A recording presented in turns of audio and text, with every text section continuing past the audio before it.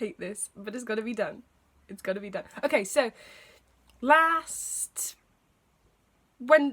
Tuesday, I went up to join the Bristol Mushroom Action with Extinction Rebellion.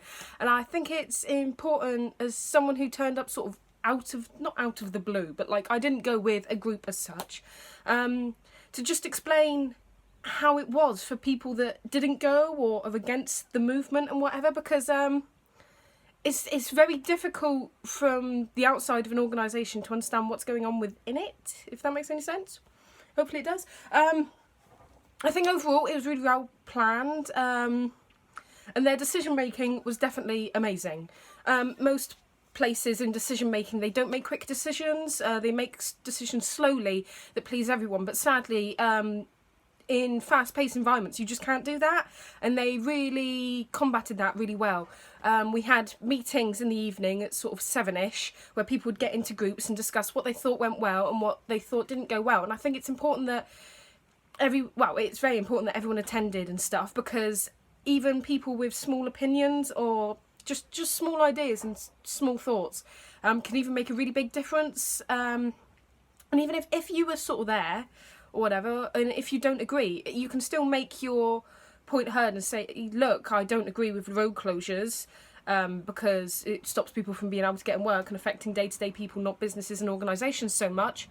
And they were really like open to hearing the ideas, and they had simple ways of everyone agreeing. Everyone only spoke for 2 minutes or so, and there was someone who took notes and all sorts. You said 3 points at the end, your group did, with one spokesperson, and they fed that back, and we used hand signals to show whether we agreed or not, and certain things like a C to clarify what they've just said and all sorts, and it worked really well due to the amount of listening and the lack of talking over each other, because of course they said when you agree with someone you usually sit there and you sort of yeah and just interrupt them and just sort of shut them down, where with using hand signals so that the writer could see how many people agreed and whether it was a main point, that was a lot more useful, and it was really well thought through, that side of things. At the event, they also had activities for all, which I think is absolutely brilliant, because they had like sort of parents with really young children there, all in a group together doing things with stories, clothes swaps for younger people and all sorts. And I think that's really important, because they are the generation that's going to be they're going to be affected even more than me. And so the younger we get people involved, or at least starting to think about the environment and how these changes are going to come, how we can combat them is really, really good. It's just brilliant. The food was also, like, I was surprised. When I turned up, I didn't actually know what to expect, because like I said, I came alone. Our local meetings with XR had been off for a little bit. And so I came sort of alone, went up on the Tuesday. And I wasn't sure what was going to happen with food. I wasn't sure if they'd have vegan food, because I'm vegan. And all of that, but they did. It was all vegan, because I feel a lot of vegans feel the XR movement isn't for them, where they do promote veganism in some aspects, but they don't target individuals and turn around to them and say you need to go vegan, because it's about attacking sort of organisations more and getting bigger corporations to think, rather than everyday individuals. Like, we want to raise awareness to them and make them think about it, but it's not about turning around to each person and going, you're failing, you're not doing good enough, because it's just wrong. You know, some people don't have the ability to do things the same way we all do them.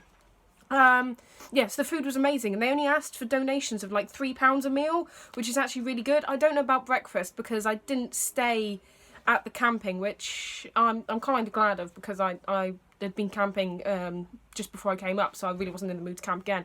But it was amazing, like really good facilities for the camping. They had compost toilets set up, which I think is just brilliant, and a disabled access one, so all the disabled people didn't have to travel really far away to other toilets as well during the day, because they had shut the compost toilets down during the day, because otherwise they'd run out of room.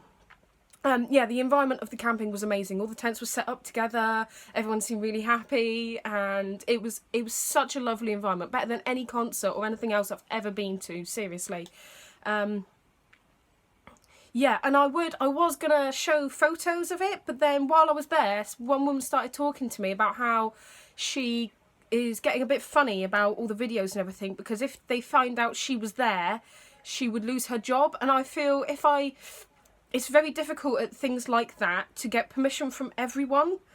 And I'd feel uncomfortable if I'd upset anyone in any way or caused someone some issues. But no, it was really good. I mean, there's public posts by other people out there. You might be able to see me wearing odd shoes, blue top. Yeah, don't know. Yeah, but yeah, no, it was just absolutely beautiful. Also, if you don't agree with Extinction Rebellion or what they're doing, then I suggest you actually contact your local group, or just a group, just to talk to them. Number one, it's if you don't agree more with the actions they're doing, because if you have suggestions for other actions, like, they're open to hear it. We're not here to upset people. We're here to work people and get the movement together and to successfully change things. So if you're not happy with what they're doing, your groups or anything, just contact them and say, look, you're not against what they're trying to aim for, but you're just against the way that they're going around it, and suggest alternatives, because they are, like I said, they are open to listening. And I feel like I'm repeating myself, but oh well. Anyway, yeah, and even if you disagree with everything that's going on with Extinction Rebellion and all sorts, you've got to agree that some of the things that they are fighting for, even if you don't believe that the climate is changing, or that carbon dioxide levels are rising and that we're slowly getting warmer and all of that, if you even believe that's all lies, then you can still agree, surely, that we should be using less plastic and being less wasteful. You wouldn't stick yourself outside of an exhaust of a car and sit there breathing it in. Like, even if you agree that carbon dioxide is destroying the planet, you should still be able to agree that it's bad for your lungs, and you wouldn't do that. And also, you can't disagree that there are animals washing up being full of plastic, because it's a fact that is happening. There are people cutting open these animals on beaches and taking out all the plastic from their bodies and showing us what's happening. You know, this hasn't been planted because, well, usually the people who find them are quite upset that they found them like that, and I don't think they're that good actors, to be honest. But yeah, and that's about it. I do think it was the most amazing thing ever. I got printed on my jumper. Oh god, this is awful. Wait, oh no, I didn't put one on the back, did I? I put one on the back of something else. Sorry. No, really nice environment, water. They kept giving out not free food, but like snacks and nibbles to people that were actually on the barricades and stuff.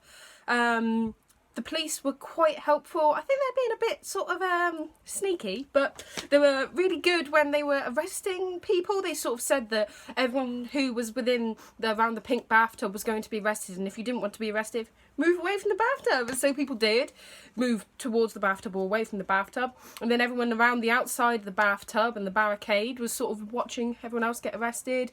We had lots of legal advisors, little notes given out to advise people on how not to get arrested, what to do if they do start cautioning you, and if you do get arrested, because the law is sneaky. Like, it is just sneaky and awful. So having this information and being able to now pass it on to people, even if they're not involved with this and they're just dodgy characters, I guess, I think it's good, because the law shouldn't be out to get people as such. It should be there to assist us in keeping us safe, and assist the government into keeping people who are deemed unsafe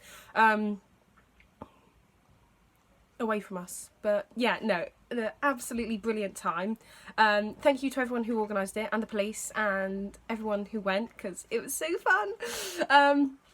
And I think it was quite successful in some aspects. There are things I disagree with, but as I said, it was brought up at meetings, and next time they should know. Yeah, that's about it. Thank you. Yeah, no, this is great.